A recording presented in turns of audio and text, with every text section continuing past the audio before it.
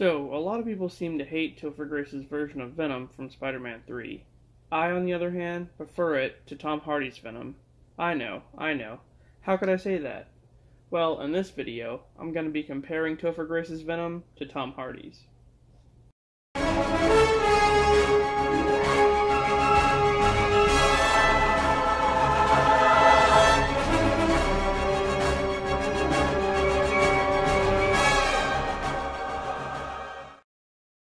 In 2007, Sam Raimi gave us Spider-Man 3, the third movie in his Spider-Man trilogy starring Tobey Maguire. A lot of Marvel and Spider-Man fans hate this movie, not only because it crams a lot of villains into it, but also due to the lack of explanation of the symbiote and the alleged poor execution of Venom. In the film, Tobey Maguire's Peter Parker is struggling with finding the real killer of his Uncle Ben, and also having relationship problems with Mary Jane, caught in a love triangle yet again with his best friend Harry. Harry and Marco also serve as the other villains of the film. So yeah, there's a lot of different storylines happening all at once. Around this time, a meteor crashes to Earth containing a black alien symbiote that attaches itself to Peter and feeds off his anger, amplifying it. Topher Grace's Eddie Brock is introduced as the rival of Peter at the Daily Bugle, who ends up using old photos of Spider-Man that Peter took and presenting them as his own. Peter exposes him and he loses his job, along with his self-proclaimed girlfriend, Gwen Stacy, ending with Eddie wishing death on Peter.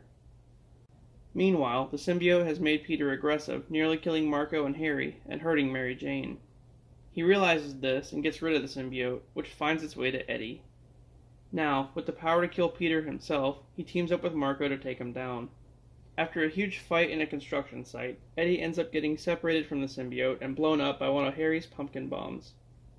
In 2018, we got the solo Venom film starring Tom Hardy. This one wasn't tied to Spider-Man and focused more on Eddie Brock as the main character. In this one, the Life Foundation is a corporation that sent a shuttle to space that ended up bringing the symbiote back with it.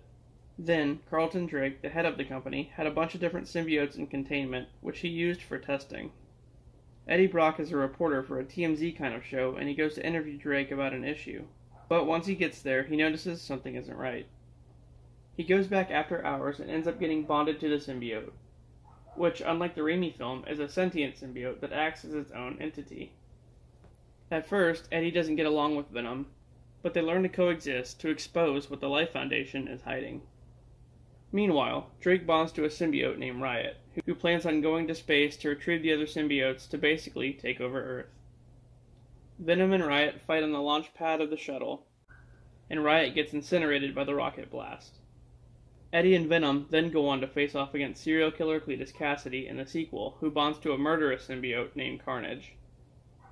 So let's compare the two. First of all, Grace's Venom refers to himself as I, meaning he and the symbiote are one. Or basically he's just wearing a suit. Hardy's Venom is different in that Brock and Venom are two separate consciousnesses in one body, exactly how the comics were. Grace's Venom has on Spider-Man's black suit, aside from the spider logo on the chest. Hardy's Venom has white veins running throughout it instead of a spider logo, since there is no Spider-Man. The symbiote in Grace's movie was unexplained and just fell out of a meteor. The symbiote in Hardy's came from space and rode back on a shuttle, just like in the comics. Also, Hardy's Venom is gigantic compared to Brock, whereas Grace's Venom is literally just Eddie Brock in a black suit.